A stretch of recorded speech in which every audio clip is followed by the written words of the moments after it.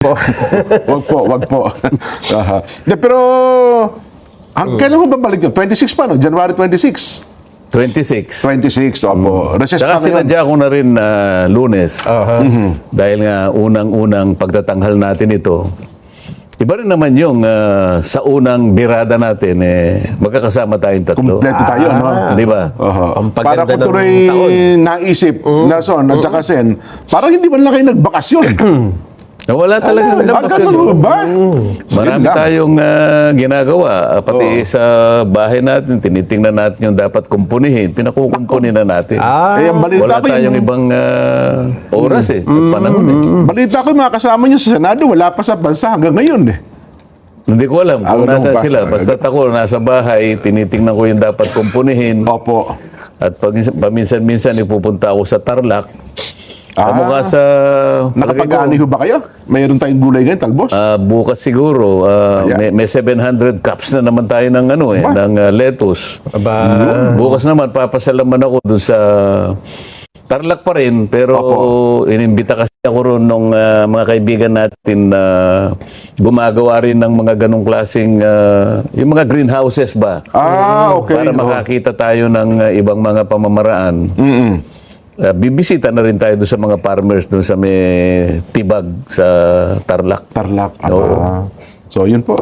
Tama-tama. Kasi may balita din pala namin sa inyo, Sen. Noon po nakaraang Biyernes, naging bahagi ng ating episode ito para, alam nyo naman, ang palatuntunan ito, puro magsasakay, puro agriculture tayo, Sen. Na-feature namin yung New Era College of Agriculture, nandyan po sa may Pinugay Rizal. Abay, tuwan-tuwa ko yung mga, una, yung mga tagapagturo, pangalawa, yung ilang mga estudyante nandun pa, para ho sana ma-realize ng ating mga kababayan ang importansya ng agrikultura sa ating bansa bilang tayo isang agricultural country, Sen. Kailan ba yun? Sana nandun ako. Ba't di nyo man lang nasabi sa akin? Noong Biyernes po yun, Sen. Biyernes. Opo, busy ata kayo nung time na yun. Hayaan nyo, dahil bibisitahin naman namin yung mga anong tawag doon? Eco Farm. Eco Farm. Oo, Opo. baka sa isang Eco Farm, may makasama namin kayo, Sen.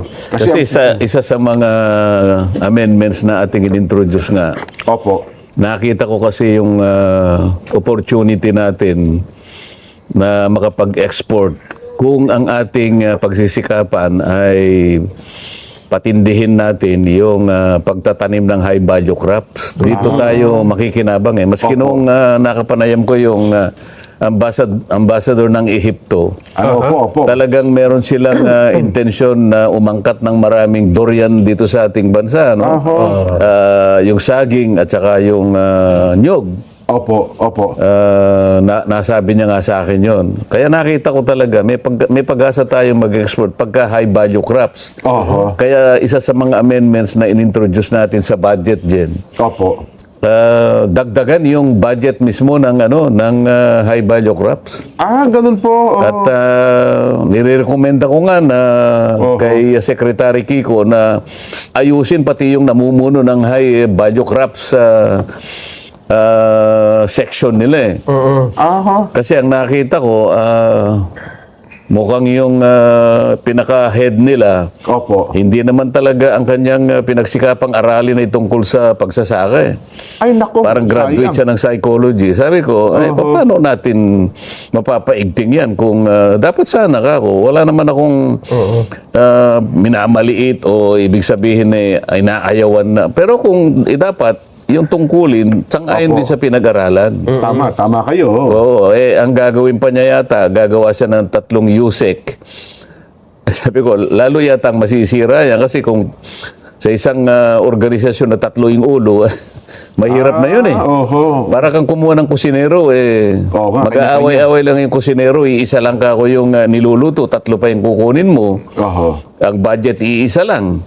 Diba ka mag-away-away, kaya ako, titingnan mo mabuti yan. Isa nga doon, isa sa mga nakita nating problema kung bakit marami ng bata ngayon ang ayaw ng magpunta sa sektor ng agrikultura. Kasi una, Sen, ang kulang yung ayuda ng gobyerno. Pangalawa, yung sapat na kabatiran, yung pagtuturo sa estudyante, mukhang iba At saka yung mechanization, mukhang hindi rin matugunan.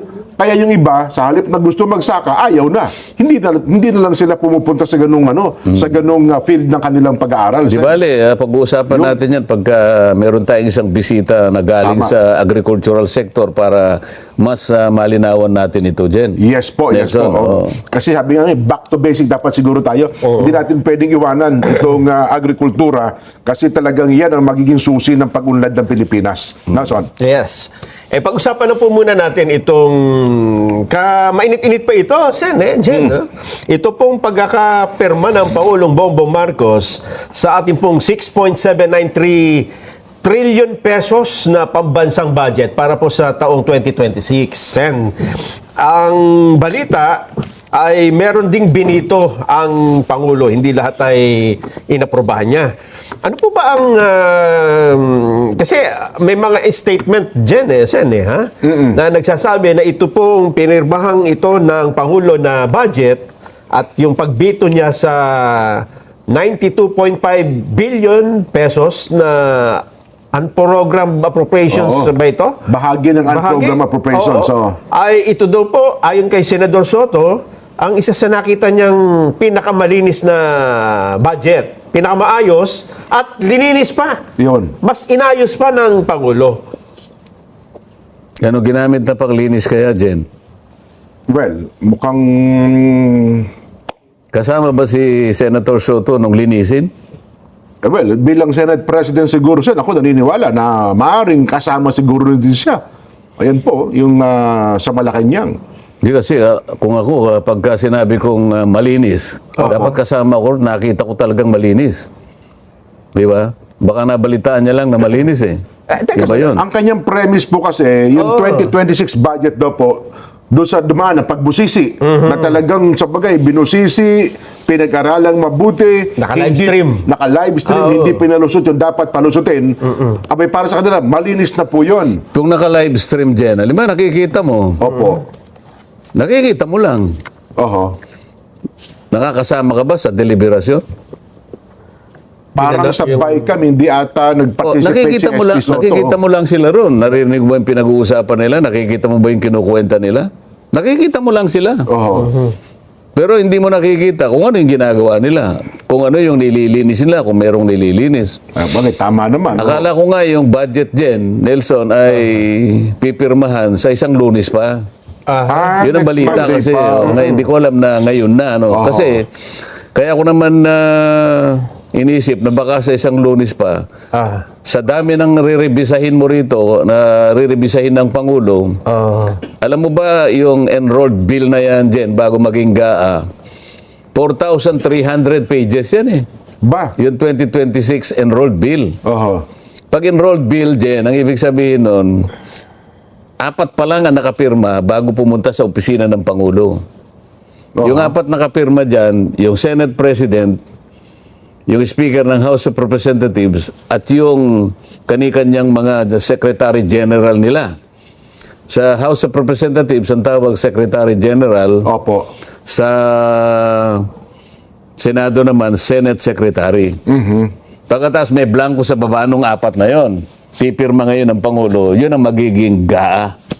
So hindi na siya enrolled bill, GAA na siya. Gaan na po. Ngayon, pag-usapan natin yung malinis, kung gaano kalinis. Ako, hindi ako masyadong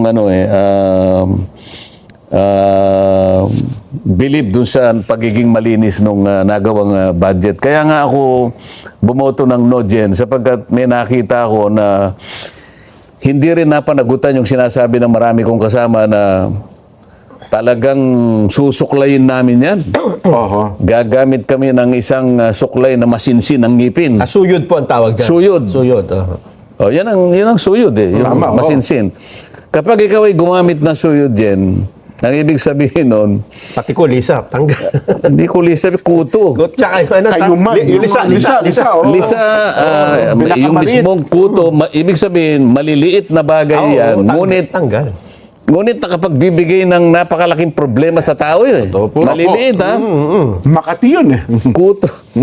Kapag hindi mo naalis ang kuto, wala eh. Kahit maliit, aalisin mo dahil nakakasagabal, nakakainis, nakakairita, hindi maganda. Opo. Pati balakubak no, kukudkurin nata ano dyan eh, di ba? Tama po kayo. Ganun Oh. dapat eh. Mga kasama ko, talagang may nagbanta talaga. Gusto ko naman yun. Oo. At ako, napaniwala nila ako kasi kasama naman ako nung habang pinoporma namin. Pagkagaling sa House of Representatives, ang tawag doon sa dokumento, it's GAB. Aha. Ano?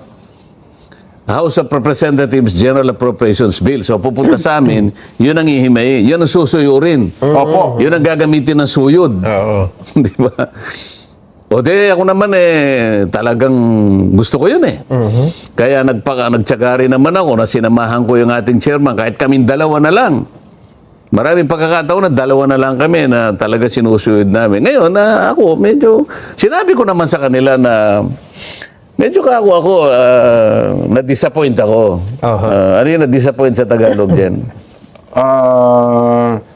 Nadismaya. Medyo nadismaya naman ako sapagkat alam naman ninyo, bumoto ako doon sa ating nagawa na version mula doon sa version ng House of Representatives. Nakita nyo naman, bumoto ako ng no. Opo. Kahit hindi perfecto yan, pero sa tingin ko, nagawa nating suyurin talaga. Ano po nangyari? O nung bicameral conference, nakita namin, sabi ko, teka muna, bakit Bumabalik. bakit yung pinagkaisahan natin, ba't yung pinag-usapan natin, nagagawin natin, susuyurin talaga natin? Oho. Bubusisiing mabuti. Yung mga natanggal na lisa at kuto, Oo. binalik sa ulo? Parang ganun ho ata Ano ba nangyari. nangyari? Kaya nga bumuto ako no, sabi ko, kaya po ako talagang nagsikap din. Ako, gusto ko makapag-contribute kahit konti lang. Para sa ganon, yung magawa nating 2026 budget, malayo ka ako. Sabi ko nga million light years away from the 2025 budget. Yun ang ginamit kong Ba? pananalita dyan eh. Grabe, million light. Gusto kong ilayo doon, sabi ko, sapagkat alam natin, ang 2025 budget, may nagsabi at marami nagsabi, it is the most corrupt and it is the most anomalous budget the Philippines ever had in years. So gusto ko malayo doon. Bakit naman ka ako... gusto niyo, magbigay lang ako ng ilang halimbawa dyan. Ha, Sige lang Nelson? po, sige po, Sen. Oo. Yung BICAM Conference Committee na yan ang pinanggalingan ng enrolled bill, nadagdagan pa yung AX kasi sabi namin, lalo na nung ako'y nag-interpolate nga, hindi na ako naniniwala na yung AX na yan o yung MAIP o yung tupad ay nakapagbibigay talaga ng positibong tulong sa mga dapat na tulungan. Ang ganun ho ba? Oho. Kasi, nagsimula yan, napakatagal na ng panahon eh. Ilang presidente na Opo, matagal na po meron yan. nag-subsidy natin yan. Nagsimula tayo sa 4-piece. Oho. Hanggang sa naimbento natin ang AX. Oho. Ang naimbento natin ang MAIP. Naimbento natin ang tupad. At ang pinakamuling invention, yung AKAP. Yung AKAP, opo, last year. Oho. O ano ang katibayan na hindi ka ako naging mabuti? Ang idinulot na resulta niyan. Oho. O, paano ka ako? Isip-isipin mo naman. Saglit lang sana, bago nyo ituloy yan. Mahalaga po yan, dapat naunawaan ng ating mga kababayan. Oh, sige. Tanggapin lang po natin itong report, direkta mula sa Malacanang, sapagkat kahuntahan po ngayon ni Eden Santos, ang Pangulong Bongbong mismo. Then, huwag mong gagalitan ng Pangulo, ha? Kalalagdala sa Pangulo ng budget yan, eh. Pangulong Ferdinand Marcos Jr., nilagdaan na raw po ang 2026 national budget na nagkakahalaga ng 6.793 trillion pesos. Kunin po natin, nasa Malacanang mismo. Maya Pagat Panapon. Den, kamusta dyan? Yes, Maya Pagat Panapon kong Jen, kang Nelson at syempre kang Senator Marcoleta na bagaman hindi siya naniniwalang malinis yung budget at dismayado siya.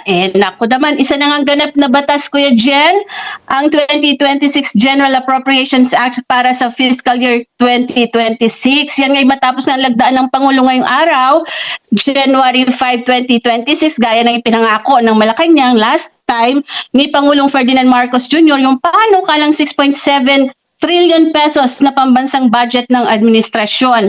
Ang 2026 ay malinaw na nagpapakita umano ng layunin ng administrasyong Marcos na ilagay yung kapakanan ng mga Pilipino sa sentro ng pagunlad ng Pilipinas.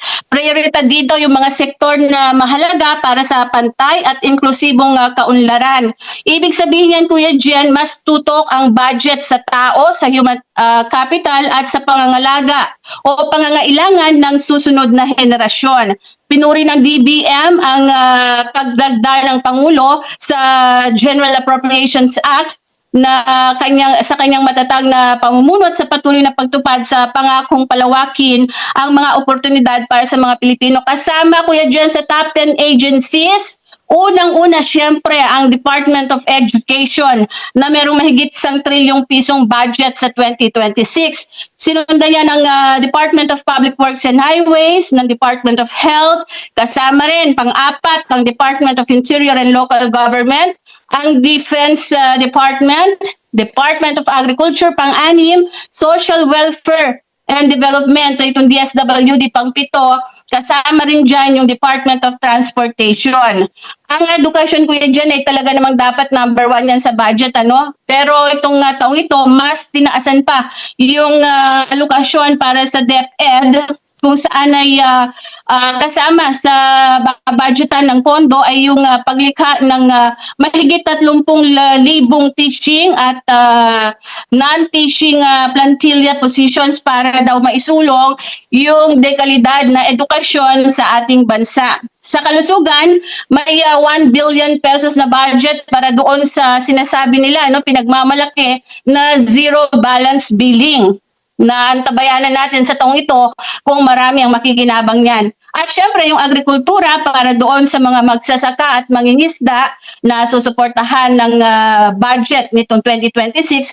Gayon din yung farm to market roads, kasama yan sa merong alokasyon. At yung social services na pinaglaanan ng 270 more billion pesos ng gobyerno ay tinaasan din yan. At yung iba pa na mga sektor para naman mas lalong maiangat yung buhay at pamumuhay ng mga Pilipino. Kasama naman, Kuya Jen, dun sa vinito ng Pangulo na nagkakahalaga ng 92.5 billion pesos, yung budgetary support para sa GOCCs, gayon din yung fiscal support sa CARSO, yung Comprehensive Automotive Resurgence Strategy Program, 2 bilyong insurance for government assets, gayon din yung sa LGU shares, merong 14 million at iba pa. At yan po alam ni Senator Marcoleta, yung mga binabanggit natin na yan, na sa 10 line items, 7 yung ibinito ni Pangulong Marcos kanina lamang sa ginanap na ceremonial signing sa Malacanang. Kuya Jen, yan muna ang update. Back to you. Pero mabilis din kasi na-expect natin bago matapos ang buwang ito, malalagdaan ng Pangulo. Pero ang bilis, ngayon pa lamang, unang Lunes ng taon, inapirmahan agad niya. Yan din kasi sinabi naman last 2025, na January 5 malalagdaan ng Pangulo, kaya merong mga ilang araw na gagamitin yung magiging reenacted yung budget muna ng administrasyon. So ngayon, pirmado na yan, yung GAA, at magsisimula na rin silang gumamit ng 2026 national budget. Ang medyo problema lang, Kuya Jen, doon sa mahigit 6.7 trillion pesos na yan, meron daw 1.6 trillion ang kailangang utangin ng gobyerno natin para makumpleto yung kailangang budget ng gobyerno at maipatupad mai-implement yung lahat ng mga proyekto programa under the 2026 GAA, Kuya Jen. Ayan. Sige, Den, himayin namin yan sa ating palatuntunan. Dakal na salamat, Den, mula po sa bahagi ng Malacanang. Ano, yun, Sen, ang report po ni Eden Santos. Meron sa Malacanang. sinabi na halos 92 billion ang na-line veto ng Pangulo. Yes po. Mhm. Alam mo, merong dalawang organisasyon dyan ang naglalayon na sana higit doon ang nabito. Aha. Kasi halimbawa, itong kung tawagin ay SWP, ano? Okay, opo. Social Watch Philippines. Yung mga watchdog po yan, opo. Ang kanilang nilalayon ay 319 Billion? billion worth of highly questionable items ang dapat na nabito. Okay. Kasama dyan yung 81.94 billion na biglang itinaas yung tinatawag na basic infrastructure project. Oho. Nasa ilalim ito ng pangangalaga ng DPWH. Ayun.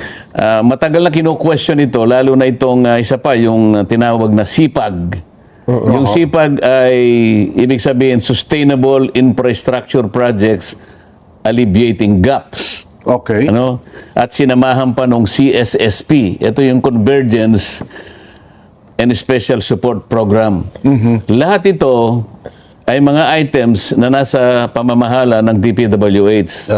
Okay. Ngayon, etong mga projects na ito, kung tagurian, ito yung makabagong mga pork barrels Ganun mo ba? Oh. na bigla na lang nagkaroon ng ganitong mga katawagan eh. Oho. Dumami yung naimbentong mga acronyms, mga BIP, Basic Infrastructure Projects, Opo. SIPAG, merong CSSP, merong pang SSP. Ano?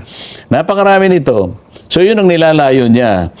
At kasama riyan kanya yung nabanggit ni Eden, 8.9 billion na FMR sa ilalim naman ng DP ng Farm ng to Market Road Department. po yun, DA. Oo, Farm to Market Roads, Department of Agriculture. At kasama dyan yung 5.25 billion na confidential funds naman na nakakalat sa napakaraming mga ahensya ng pamahalaan. Oho. 5.25 billion pesos. Laki pala. No? Kailan lang kino-question ng confidential funds ng isang ahensya, no? Opo. Na nauwi pa nga sa impeachment yan. Ngayon ito bumabalik na naman.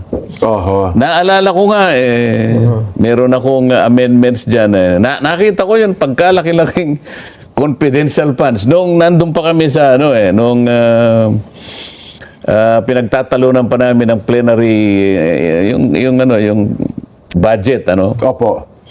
Bakit ka ako 689 billion ng Sa confidential DOJ? fund ng Secretary of Education? Education po, DOJ. Secretary of Justice. Opo, opo.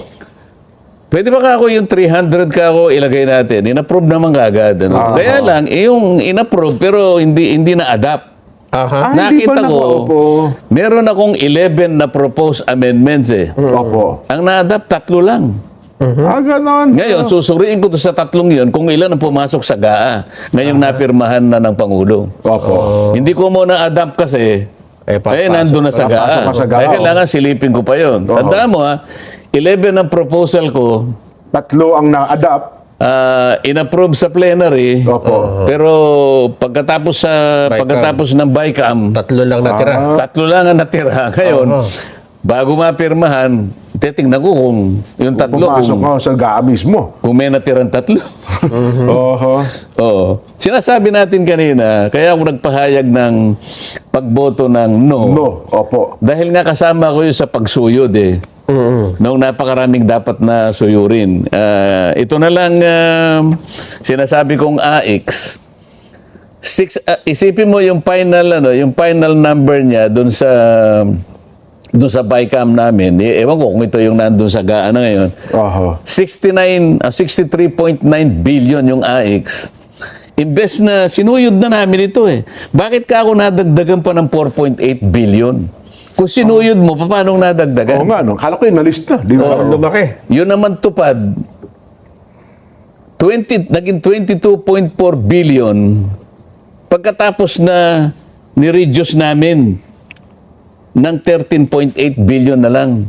Okay, opo. Sa Senate version namin, imbes na 22, 13.8 lang ang nilagay namin. Bakit naging 22 nung Bumalik, BICAM? balik po nung Kaya nga, BICAM. sabi ko, yung mga nagtangka, yung mga nag-warning ng mga kasama ko, hindi po pwede yan. Susuyurin natin yan. Hindi kami papayag Oo. na yung mga kung ano-ano na bagay na hindi may papaliwanag, kinakailangan mawala. Hindi eh.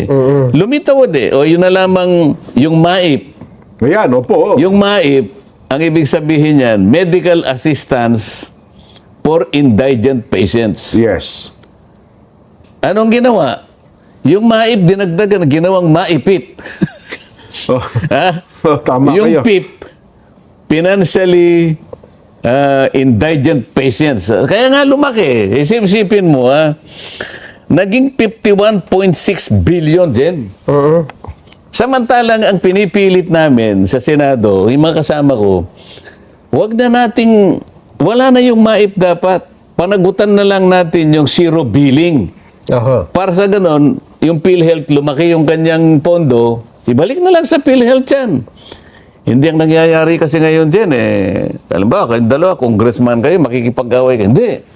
Kailangan meron kami mga letter of guarantee. Opo, Guarantee mga letters. GL, opo, tama Para yan. bang yung nasasakupan natin, may sakit. Mga doktor ba tayo sa atin pupunta eh? Oho. Dala-dala yung kanyang medical abstract. Ayun nga. Kung Jen, tulungan mo naman yung anak ko, may ano eh. Tsaka yun, hingi ng titignan tulong. na, akala mo ngayon eh, tayo ngayon na, ikaw ngayon na maglalagay eh. Discretion mo kung magkano ilalagay mo ron eh. Paano mo nalaman na ganun lang ang dapat na pangangailangan niya? So, si Nelson halimbawa, sipon lang ito, kanya, sige, bigyan mo ng 5,000. Paano mo nalaman na sipon yun? Hindi man tayo, sabi ko, wala tayong competence. Unang-una, hindi na dapat dumaan sa atin. Yun ang pinaglalaban ko eh. Opo. Eh, sino ba tayong pasikat na sa ating padadaan? Ako nahihiya sana ako eh. Kaya lang, wala na rin akong magawa no, na nasa Congress ako, hindi kunin na rin. Kasi pwede ko rin namang tulungan yung mga nasasaw. Pero hindi dapat ganito. Yun ang sinasabi ko. O lumabas ka ako ganito na. Kaya sabi ko, paano kung boboto ng yes dito? Medyo nga ako, mabigat sa loob ko na bumoto ko ng yes. Bagamat yung mga ibang gusto kong ayusin, nandun naman eh. Kaya lang mas marami yung dapat na hindi mailagay doon. Bakit ako lumalaban sa ganitong mga subsidies? Ganito kasi yun eh, Nelson, Jen, ha? Opo. Sangayon doon sa isang survey ng SWS, September 2025, halos kalahati ng ating mamamayan, involving about 11.2 million families, ang nasasabing hanggang ngayon mahirap pa rin kami. Tama po kayo. Oh, yan. Teka muna nga ako, kung nakatutugon ito sa pangangailangan ng napakarami nating mahihirap na kababayan, may AX ka, may tupad, may maipip, Puro may kung ayuda. ano-ano, Opo. ay bakit kalahati ang nagsisisigaw? Hanggang ngayon, mahirap pa po kami. 22 to 27% ng ating mamamayan ang nakakaranas ng tinatawag na involuntary hunger. Parang nawawalan ng silbi ho, Sen, yung lahat ng ayuda na yan. Di ba? Yun ang lilitaw doon. Gusto niyang kumain. Paano? Kaya nga sabi ko, hindi ka ako napupunta doon sa dapat kapuntahan. Kasi nga napupolitika, ito ang pinakamabuting anyo ng political patronage. Dadaan kasi sa inyong dalawa eh. Alam ba, Opo. congressman Oho. kayo eh. Utang na loob ng constituent kasi kayong nag-abot. Pero hindi naman pera nyo yun eh. Pera ng gobyerno na dapat para sa kanila yun eh. Totoo po. Oh. Etong November 5, 2025 na survey na to dyan, na nagsasabi na 27% ng ating mamamayan nakakaranas ng involuntary hunger o gustong kumain na walang makain. Opo. Ito ang pinakamataas since 1998. Wow. So paano paano mo ngayon sasabihin na nakatutulong itong mga subsidy ito? Yun ang aking naging dahilan. Aha. At sabi ko naman sa aking kaibigan ko naman talaga si Senator Sherwin. Opo, siya yung chairman ng Silang finance. tatlong Opo. magkakapatid. Secretary Rex Gatchalian ng DSWD, barkada natin yan. Mayor West. Oh. Si Mayor West, barkada rin na nakasabay ko lahat sa Congress yan eh. Di ba? Opo. Sabi ko, pasensya ka na ako, Senator Sherwin. Alam mo naman tayong dalawa lang ang talagang pinilit nating suyurin talaga. Kaya lang bumalik talaga eh. Para sa bandang huli, yung paggugwardya natin biglang bumaba. At pinasukan tayo ng kalabukab. Kalabukan. Kaya ang dating Tagalog ba yun? Opo, oo. Palakang kabkab, kumakalabukab, sabi nila, di ba? Bakit ang gwardiya natin ay biglang bumaba? Oo nga. No? Sana kung napanagutan natin, walang papapasukin yan. Isip-isipin mo, ang gagamitin mo ay suklay na masinsin ang ngipin na kung tawagin ay suyod. Suyod. Sinuyod na mabuti. Eka. So, nasuyod bang mabuti? Kung yan ang sa paliwanag niya, parang hindi nasuyod doon sa BICAM, Sen. Kung ganun ang nangyari nga. Hindi pa ako tapos eh. Yung sabi ng isa pang asosasyon na kung tawagin ay RFID. Parang dumadaan sa expressway yun, RFID yan. Yun ang kanyang yun ang kanyang Acronym. pangalan. Acronym. Acronym, RFID. Ha? Sabi niya, dapat yung 243 billion na unprogrammed funds, tanggalin. Okay. Kasi, medyo may nahalata rin naman ako doon na yung iba kasing yung ibang items, yung bang mga benepisyo ng mga public servants, halimbawa, Okay, yung mandatory retirement benefits, Opo. at saka yung mga mandatory upgrades, yung dapat itaas ng napunta sa napunta doon sa program Ganun po. Naglagay ng naglagay ng isang panibagong item under unprogrammed funds na kung tawagin ay payment of personal services requirements. Bakit nilagay doon sa unprogrammed? Sa unprogrammed funds, Para sa ganon, hindi mabito. Kasi mandatory itong mga ito yung BICAM committee, ni-restore niya yung Senate version sa program 174 billion lang dyan Nabalik sa 243. Paano nangyari ito? Samantalang susuyurin natin. Yung unprogrammed kasi, unprogrammed appropriations dyan, kung tawagin, UA unprogrammed appropriations. Hindi kaya nabibigatan ng ating mga kababayan. Kailangan may paliwanag natin. Matututo sila rito Kapag nilagay mo sa unprogrammed funds, yung unprogrammed appropriations na yan, merong condition bago mo magamit yun Kapag ang pondo po naka-unprogram. May tatlong condition dyan. Okay. Hindi pwedeng basta-basta. Kinakailangan meron kang dagdag na income mo, buwis na Pumasok. Nakolekta. Paano mo gagawin yan ngayon ang BIR at saka yung customs at bagsak ang mga target nila. Hindi mo makaabot sa target Saan mo kukunin yan? Baka mamaya kunin mo sa iba. Ibig sabihin, isa sa kondisyon, kailangan may dagdag ka. May dagdag ka na buwis na nakolekta. O kaya naman, merong na-approve na loan. Utang na naman. May apo. Utang. Nako, mukhang... Ibig sabihin, mga ganyan yung, pagkatapos isa-certify ng treasury.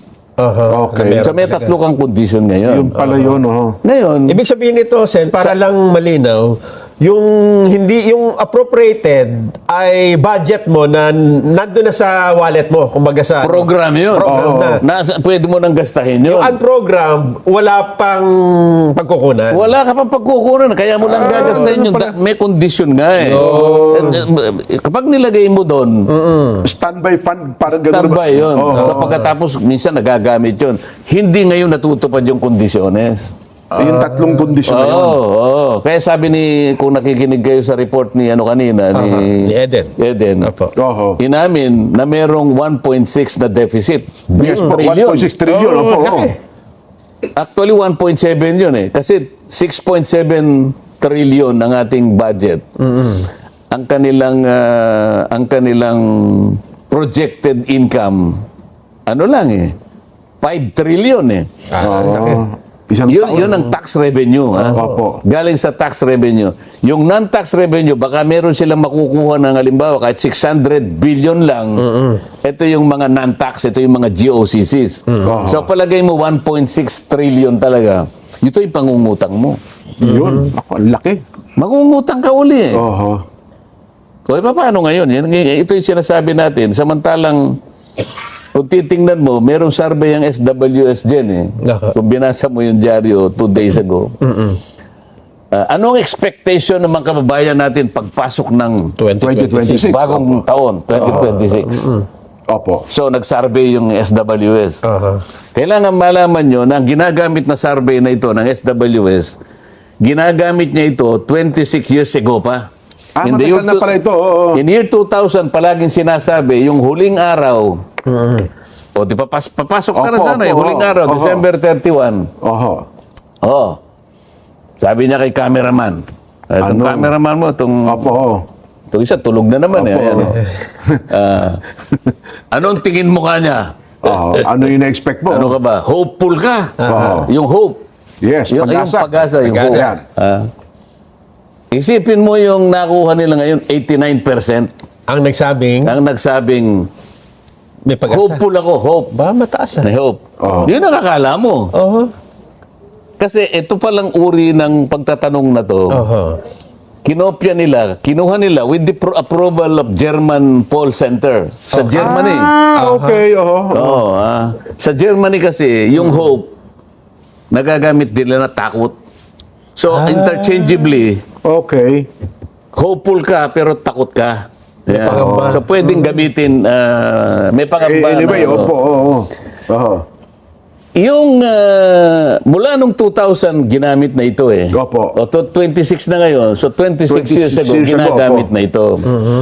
Alam mo, nakita ko 5 beses lang na tumaas na 96%. Hindi. It went below 90% 5 taon na magkakahiwalay. Bumaba ng Ng 10%. Kailangan 90%. Yan, nagsabi ng hopeful kami. 5 beses lang. Siguro, kasama na yung 89%. Kasi ito, bumagsak. Ba pala yan. Pero, 2 beses lang na tumaas sa 90. Umabot ng 96%, Mataas. 2017, 2019. Sino presidente niyan? 2017, Tsaka 2019. 2019. Sino ang president? Ninoy ba? GMA? Si Emilio Aguinaldo ata. Hindi, 20. Ano ka ba? Sino? Binay. Ha? Duterte. Ano ka ba? Oo nga pala, Si Pangulong Duterte, presidente pa rin? 2016 to 2022. Ano ka ba? Bilang ko po eh. Akala ko hindi Oo naging nga. presidente. Yan ang hirap eh. Kaya nga, Mahina tayo sa mat eh. 29, 17. Oo nga. bigyan nyo nga ng ano yung sila dyan, ng ano, yung may iniinom eh, yung pampatalas ng Memo ano. plus gold. Commercial Pampatalas pala. ng, ano to, yung tenga. Ano? 2 beses lang na nakalampas sa 90%. 90%. 96% actually. Ang mataas. Opo. Hopeful. Ibig sabihin, walang pangamba. 2017, 2019. Papapasok ka lang noon. O ngayon, 2026, 89%. Ibig sabihin, isa sa mga taon na bumagsak ng 90%. So anong nakikita natin? Kumbaga ikaw Nelson kunwari yung may isang taong marunong sa bolang kristal. Anong Ayan. tawag sa taong ganoon? Manghuhula. Oh, yan. Manang bola. Oh. Halimbawa lang. Si Nelson, halimbawa, ikaw naman ay Bumabasa ng baraha ko. Hindi ka, wag natin gamitin yung baraha. Ayoko nun eh. Bawal sa akin yung baraha. Okay, sige. Yung kawa na lang na, di ba, may... Nakapanood ka ng sine. Yes po, panahon ni si Matar, alam ko yan. Si Eng. Hindi, merong bruha eh. Opo. Ginagano niya yung Yes. kumukulong kawa yun eh. Yun po ang lumang CCTV boss eh. Titingnan niya kung anong mangyayari. May lalapit sa kanya eh. Yan ang tingnan natin kung ano ba yung ating tinutungo. Yan. Pero may gumagamit namang mga analyst yan. Forecast ang tawag dyan eh. Sen. Forecast. batas. Ngayon makabagong ano, pero yan ay mga sinaunang mga buruha, yung mga ginaganon yung Opo. yung mga bolang kristal. Kasi wala pang ano nun Wala eh. pa dati. Walang computer nun eh. Yes po. Di ba? Yun ang Kaya una. ginagamit nila bolang kristal. Kung minsan tinitingnan ng ulap, di ba? Oho. Kung minsan tinitingnan yung paling ng dahon kung nasaan yung tubig. Ayan, Ganyan. opo, totoo Dito yan. ka kanya maghukay, may tubig dito. Yan. Ganyan. Oo. Ngayon, wala na yan. Wala na. May mga nagpapanggap ng mga political analyst. Napakarami ngayon. Sabi natin. Napakarami ngayon. Economist. Meron lang siyang nabasang comics, political analyst na. Nako, oho. Marami yan. Oo. Pero kailangan nating makanin, sinasabi mo agriculture natin. Sinasabi mo, ay pati education natin. Ang edukasyon natin, ang pinakamalala. Talagang ang kalagayan natin ngayon, nag-suffer yung ating education dyan. Kailangan structural talaga ang gawin mo para isip-isipin mo. Bumagsak ang kalidad ng education, paano yung nagtuturo, wala nang... Totoo po. hindi mo naman pinasusweldo ng Nung tama. maayos, pati sildaran po. Ang laki ng backlog. po Anong ng may classroom. tuturo mo Oo. kapag ka yung teacher ay talagang wala ng motivation? May mga teacher talagang, alam mo, marurunong talaga. At saka dahil yun ang kanilang nasa puso talaga, Oho. sana bumalik yung mga ganun eh.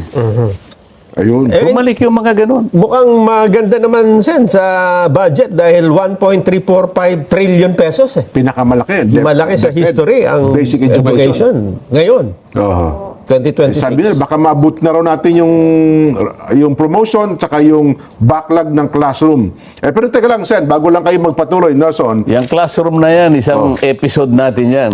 Isang ganun ho, classroom lang. Ano yun natin? Sige, Classroom pa lang. Opo. Sige. Hindi natin pwedeng i-discuss dito yan. Kailangan Mauubusan isang tayo episode. Mauubusan kayo. Kayo rin, kailangan yung kumuha ng calculator kasi papasadahan natin kung ilan. Malalim pa lang. Ilang classroom ang dapat makonstruct sa loob ng 10 minuto. 10 Kasi- minuto po.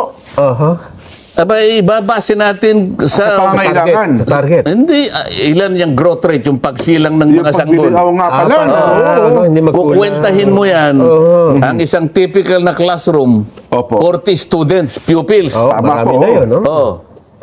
Ngayon, Yun ang idea eh. ilang minuto bago makasilang ng 40? Oo nga. Kung pakukwenta ko sa inyo. yan. Kaya Sige. isang episode tayo. Ano ba tayo sa ating talakayan? So doon sa paliwanag ninyo, parang hindi ba nabantayang mabuti itong pagbuo natin ng 2026 budget? Mismo ang Pangulong Bongbong sa kanyang huling sona, natatandaan mo, di ba sabi niya, anumang pondo na hindi po nakapaloob doon sa NEP, aba, ibibito niya ho yan sa kabuuan.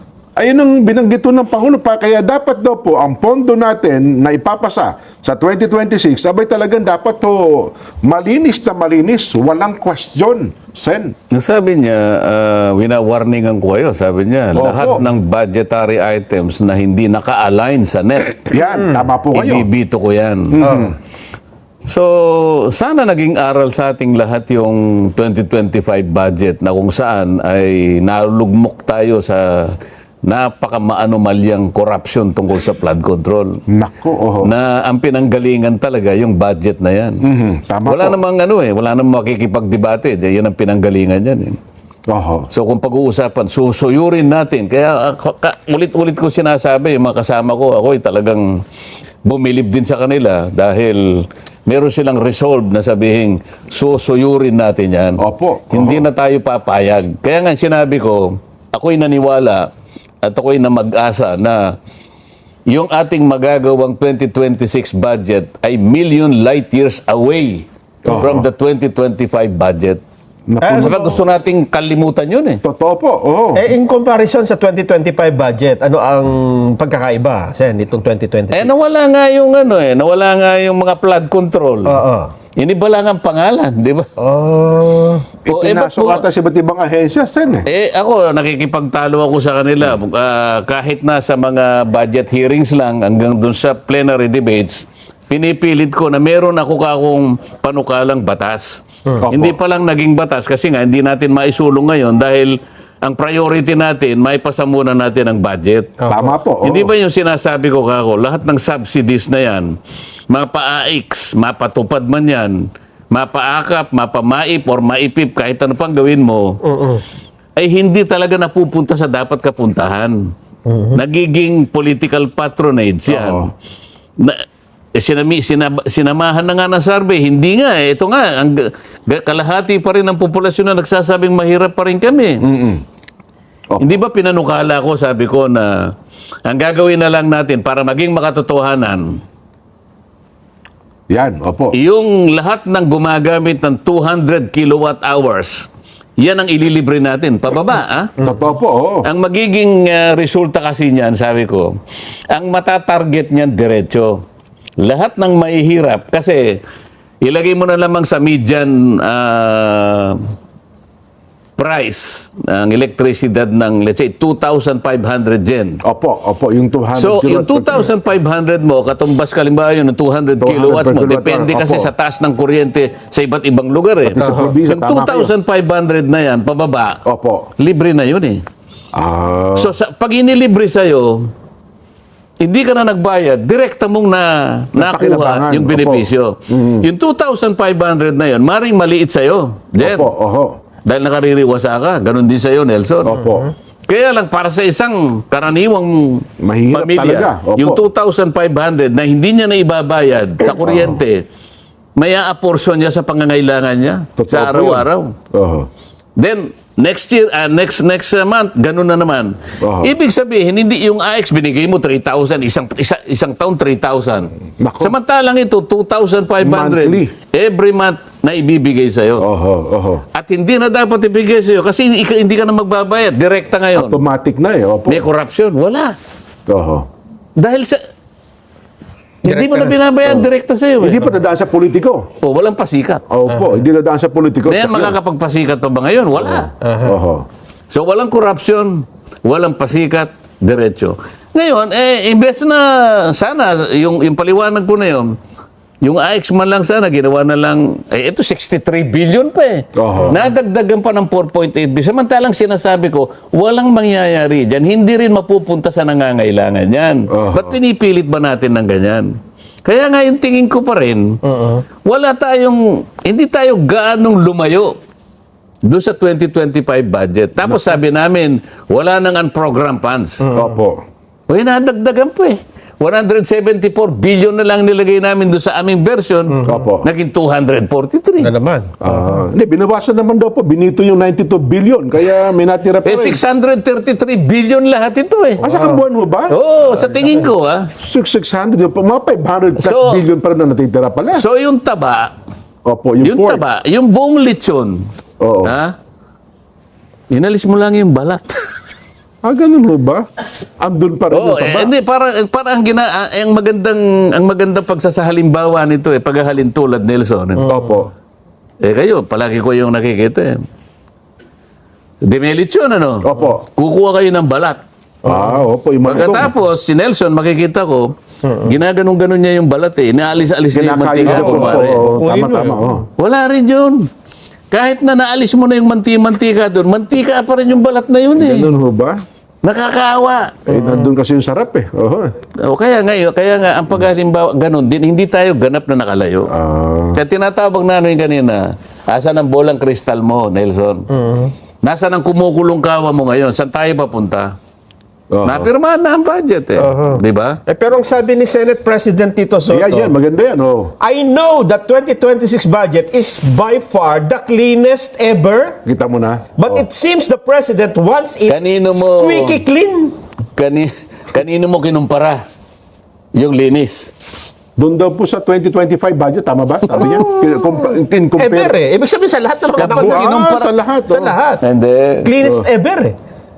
Sa kasaysayan nga rin po, yun ang Nagsimula ka sa 2023, 24 hanggang 25. Ba, kapag ka ikaw nagkumpara ng malinis, halimbawa, palinisan ito. Contest ng sino ang pinakamalinis. Ayun nga. So Opo. lahat dyan, nagmalinis lahat talaga. Opo. Pero kinumpara mo sa umburnal, kahit na ikaw pinakamalinis, imburnal ka, amoy imburnal ka pa rin eh. Oo nga naman. Di ba?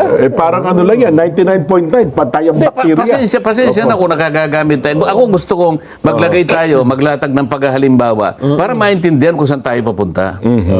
Di ba? Nako. Kung makakalayo tayo. Kasi sinasabi kanina ni Eden, totoo yun. Inamin nila, 1.6 trillion ang ating uutangin. Totoo. Kung ang ating National Treasury Gen ay may kakumpara natin sa isang credit card. Oo. O may credit card ka, di ba? O zero na yung ano mo eh. Balance O, mo. pag ano mo, ano sasabihin sa'yo nung makina anong tawag ba nung sa... Swipe, yung, isuswipe yung mo machine, opo. Terminal control. terminal. I-swipe mo. Wala ka ng Negative, credit. lalabas. Ano sabi sa'yo? Decline. Yes. Sabi niya, better luck next time. Tama kayo. Ano magiging standing mo dun sa inyong multilateral partners? Abay, teka muna, Jen. Teka muna, Nelson. Hindi ka basta makakautang ngayon. Sinusuri ka pa namin eh. Nako. Teka, at kung makakautang ka, ang interest mo mataas na. Makabawi-bawi tayo yung mga foreign assisted projects. Yan. Kasi naging paksa din po ito ng pagkatalo-talo sa Senado eh. Baka dito siguro makabawi-bawi tayo kasi foreign assisted naman ito eh. Oo. Kumbaga may ayuda ito. Tatapatan mo lang Yan, ng counterpart na pondo, magagawa dahil may tulong ng ibang Ng bansa. ibang bansa. Mayroon tayo diyang tatag, di ba? Mga MOA, Yan. MOU, at kung ano-ano pa mga kasunduan. Kasi yan ang puna nung nakaraan dyan. Oo. Nung 2025 budget, maraming mga foreign assisted project, hindi na i-program, hindi na lagyan ng pondo, nasasayang kasi may budget, may penalty pala yan. Tama, oo. At na bumababa pa ang ating credibility dun sa mga counterpart nating na nasa ibang bansa. Oo. Baka naayos na yan ngayon, Sen, dito sa 2026 budget. Tingnan mo sa bulang kristal mo kung naayos. Kaya ikaw nga kanina ko pa sinasabi. Ano ba Kasi sabi? ang foreign assisted projects kasi, Jen, Opo. dapat maglatag ka rin ng counterpart. Ayun, Totoo tama po po, yun, tama. O dito sa ating 2026 budget, nawala yung counterpart eh. Ha? O paano mangyayari? Bigyan ko kayo ng halimbawa. Sige po. Sa yung mga pinondohan ng JICA halimbawa. Ayan, opo, Japan. Ito yung Opo. Japan International blah blah blah consortium mo. Ano ito eh? Oho. Ang hindi napondohan ngayon, ang binigay lang 20.4 billion, samantalang ang nilatag 39.2 billion. Okay, opo. So, paano ngayon ito? Ha? Yung Metro Manila Subway Project, Phase 1. Dapat Ito yun, matatapos. 20.4. Oho. Samantalang ang nakalatag 39.2. 39.2. O di, binawasan, di ba? Opo. Yung North-South Commuter Railway System, Yan, matagal na rin yan. 57 billion ang nakaprogram dito. Ang nilatag sa 28 billion. Halos kalahati ang nawala. Ano sasabihin sa'yo ng halimbawa, kayong Ang dalawa ni JICA, Nelson. opo. Oo. Teka muna, bakit ganito itong mga taong ito? Nakipagkontrata kayo sa atin, kami tutulong sa iyo para maayos ninyo ang inyong mga major infrastructure facilities. Opo. Ito talaga pakikinabangan ng bansa mo. Ba't yung counterpart, binawasan nyo na naman? Hindi ba yung usapan natin? May masasabi siya sa ngayon. Because you renege your international commitment. Madidelay pa yung project. Yan ang pangalawa. Opo. Pagkatapos, magbabayad ka pa na kung tawagin ay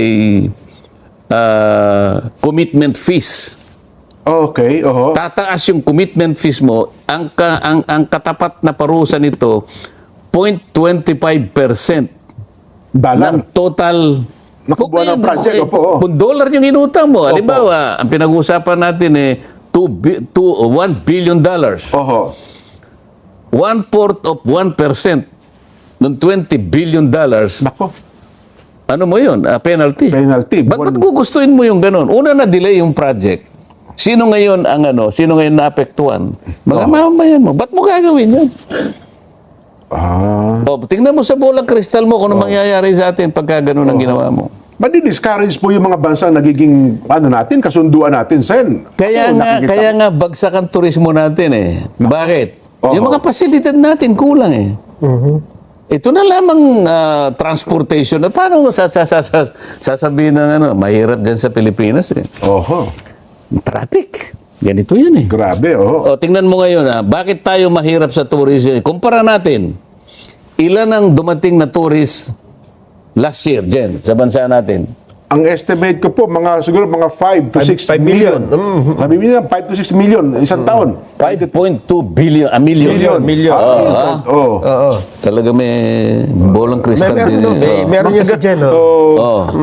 2004, Mga more or less, ganun din siguro, Ganun Sen. din. Mga- 5.3. Pareho lang. Yun, halos O, pa di bumaba ng 100,000. nabawasan pa pala, marami no? Oh. Paano mo maipapakita kung gaano kasama ang data natin? Ikumpara mo sa ibang bansa. Aha. O ilan ang tourist ng Thailand ng 2025? Thailand. Tayo 5.2 million. Mas ano yan? Bolang kristal. 25 million yan. 28.3 million. Kulang pa pala. Oo. O wag din Thailand kasi puntahan ng Cambodia. Thailand. Oh.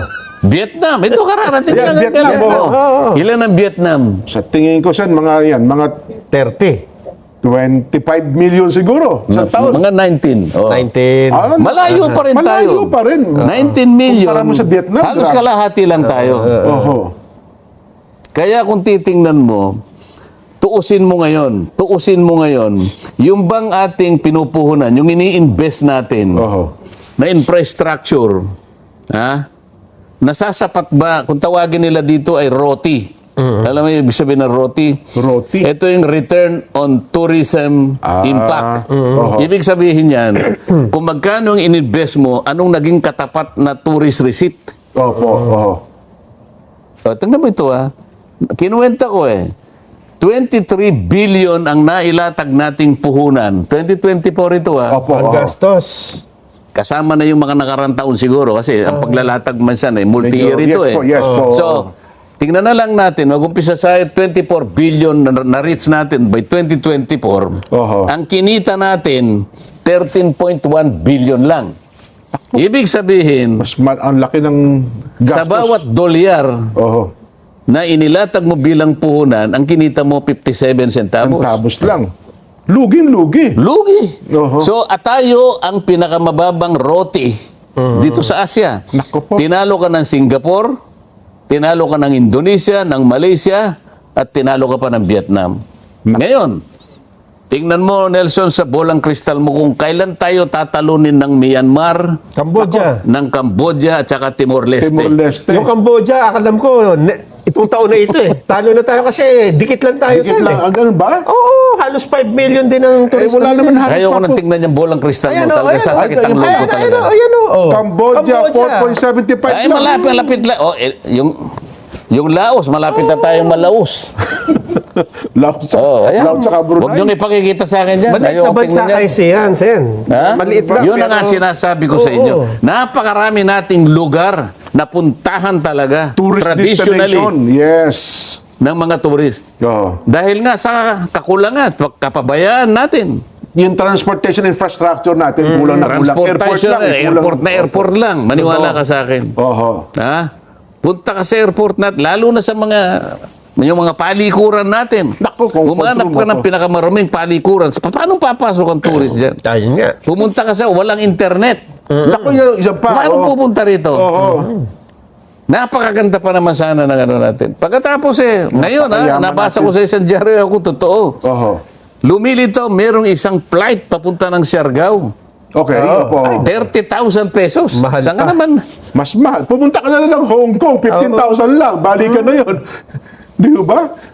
Hong Kong, natatakan pa yan mo. Yung passport mo. Napakamura ng Hong Kong, 30,000 bang... Hindi po, 15,000 Babalikan lang. na, babalikan na. Ito yung sinasabi natin. Oo. Kaya nga, sabi ko sa inyo, kalkalin mo yung iyong kawang kumukulo. Anong nakikita mo?